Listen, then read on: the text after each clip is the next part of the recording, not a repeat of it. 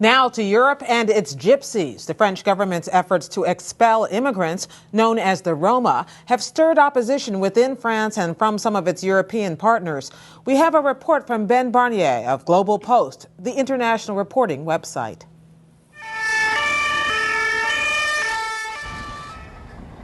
These buses are full of people being deported from France back to their home country of Romania. They're called the Roma, or gypsies.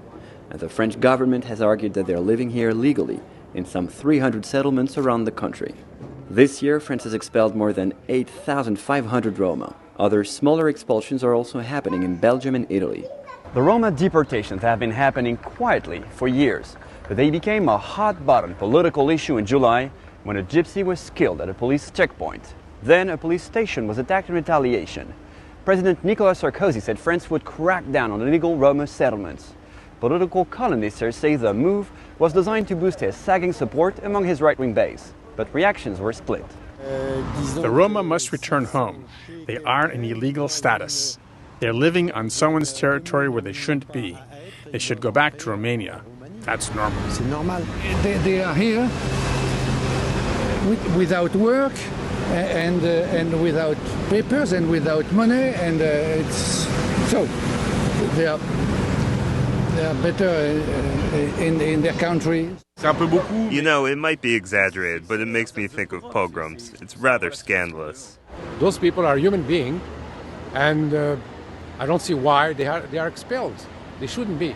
This is so-called country of equality and fraternity. It's not. It's a racist country. At least the government is racist. That negative feeling echoed up to the highest ranks of the European Union. At a meeting of 27 leaders in mid-September, the EU's Justice Commissioner Viviane Reding sparked an uproar when she linked France's expulsions to the continent's dark past. I personally have been appalled by a situation which gave the impression that the people are being removed from a member state of the European Union just because they belong to an ethnic minority. This is a situation I had thought Europe would not have to witness again after the Second World War. Commissioner Reding later acknowledged the comparison was exaggerated, but Sarkozy replied angrily. All heads of state and government were shocked by the outrageous statements made by the Vice President of the Commission. It was deeply shocking to see someone make such historically charged remarks that have profoundly hurt the whole of our countrymen. At this Roma community on the outskirts of Paris, rows of trailer homes form a kind of makeshift street. Children run around and women cook for their families. But life is tough. Most Roma don't speak French and know that they're on the fringes of society. I have been living here in Mairie de Montreal for 10 years. I don't have a job. I don't have enough food. The government doesn't break its criminal statistics down by communities, but police say Roma sometimes resort to criminal activity and begging to support themselves. Roma have actually been the target of repression and prejudice for hundreds of years. During World War II, Nazis killed hundreds of thousands of gypsies in Central and Eastern Europe. In occupied France, they survived in internment camps. 3 years ago, the Roma population in France increased dramatically when Bulgaria and Romania joined the EU, which meant its citizens could cross into France freely. But French laws said Bulgarians and Romanians couldn't stay more than 3 months if they couldn't obtain work permits and didn't have means to support themselves, or if they threatened France's fundamental interests.